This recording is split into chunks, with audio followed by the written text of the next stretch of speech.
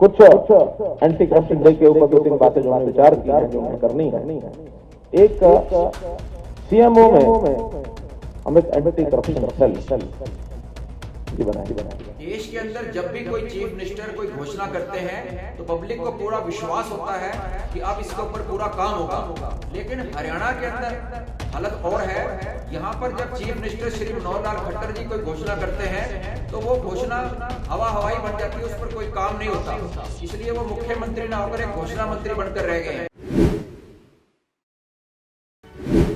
नमस्कार, आप देख रहे हैं सिटी तहलका। मैं हूं जितेंद्र अहलावत और आपको बता दें कि यदि किसी राज्य के मुख्यमंत्री किसी मंच से घोषणा करते हैं तो जनता को विश्वास होता है कि मुख्यमंत्री द्वारा की गई घोषणा जल्द ही धरातल पर लागू होगी और उसका फायदा लोगों को, आमजन को मिलेगा।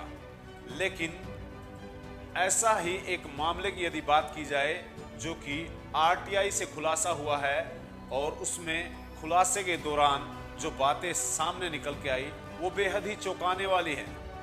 बात करप्शन से जुड़ी है और 2 साल पूर्व की यदि बात की जाए तो मुख्यमंत्री द्वारा, जो कि हरियाणा के मुख्यमंत्री मनोहर लाल खट्टर हैं, पंचकूला से एक घोषणा की गई थी मंच से ही, और उसके बड़े बड़े विज्ञापन वो न्यूज़पेपर, एजेंसी और सोशल मीडिया पर लगातार उसका प्रचार प्रसार किया गया था और उस पर लाखों करोड़ों रुपए भी खर्च किए गए थे। बात है भ्रष्टाचार खत्म करने की, और जिसको लेकर मुख्यमंत्री द्वारा यह घोषणा की गई थी कि जल्द ही एक विशेष सेल बनाया जाएगा एंटी करप्शन के ऊपर, जहां इसी तरह के मामलों को सुलझाया जाएगा।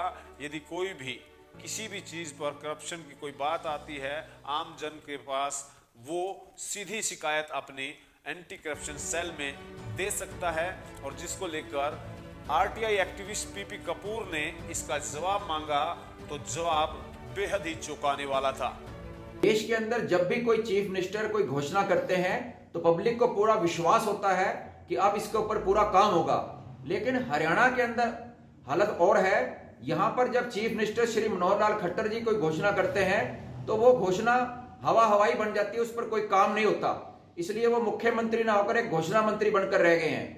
2 साल पहले 9 दिसंबर 2019 को पंचकूला के अंदर लाखों रुपए खर्च करके एक बहुत बड़ा फंक्शन किया गया, जिसमें चीफ मिनिस्टर साहब ने इंटरनेशनल एंटी करप्शन डे के ऊपर यह घोषणा करी कि हरियाणा से भ्रष्टाचार को दूर करने के लिए सीएम सेक्रेटेरिएट के अंदर एक एंटी करप्शन सेल बनाया जाएगा हाई लेवल पर, और कोई भी व्यक्ति शिकायत करेगा उसका नाम गुप्त रखा जाएगा, और कोई अगर उसकी शिकायत सही पाई जाएगी तो उसको पब्लिकली सम्मानित किया जाएगा।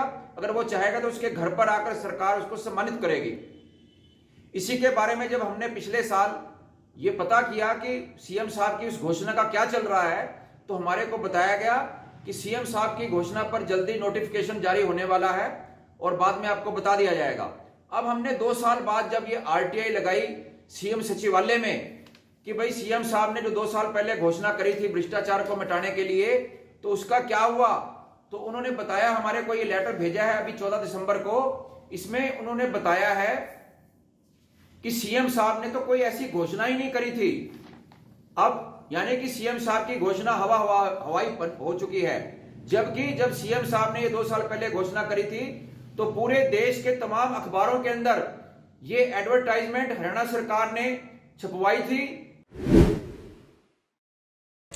आपको बता दें कि मुख्यमंत्री की द्वारा जो घोषणा की गई थी उस घोषणा के अंदर दरअसल भ्रष्टाचार पर लगाम लगाने के लिए 2 वर्ष पूर्व मंच से भ्रष्टाचार निरोधक प्रकोष्ठ बनाने की घोषणा की गई थी। जब आरटीआई से जवाब मांगा गया तो जवाब हैरान कर देने वाला यह खुलासा हुआ कि कागजों में इस घोषणा का कोई नामो निशान ही नहीं है।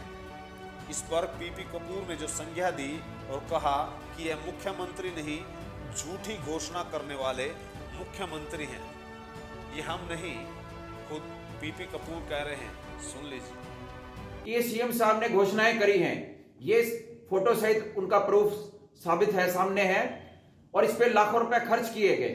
तो अब इससे खुलासे से, जो आरटीआई से खुलासा हुआ है, इससे साबित हो गया है कि माननीय मुख्यमंत्री जो हैं वो मुख्यमंत्री नहीं, सिर्फ घोषणा मंत्री हैं। इस आरटीआई से खुलासे की यदि बात की जाए तो यह साफ जाहिर हो जाता है कि सरकार की मंशा करप्शन दूर करने की तो है ही नहीं। इस पूरे मामले पर आप लोगों का क्या तर्क है, विशेष तौर पर आप हमारे कमेंट बॉक्स में इसे साझा कर सकते हैं। और ऐसी तमाम खबरें देखने के लिए हमारे चैनल को सब्सक्राइब कर लें और तमाम अपडेट सबसे पहले आएं तो बेल आइकन को भी दबाएं। और फेसबुक पर आप यदि इस खबर को देख रहे हैं तो हमारे पेज को लाइक फॉलो करना न भूलें। तमाम खबरें अच्छी लगे तो उन्हें शेयर भी करें। नमस्कार।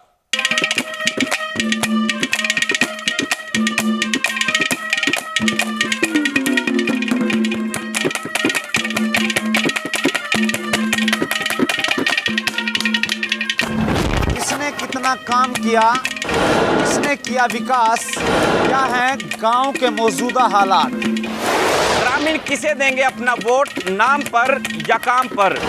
पूछेंगे हम, बताएंगे आप। ये खास कार्यक्रम पंचायती सरकार।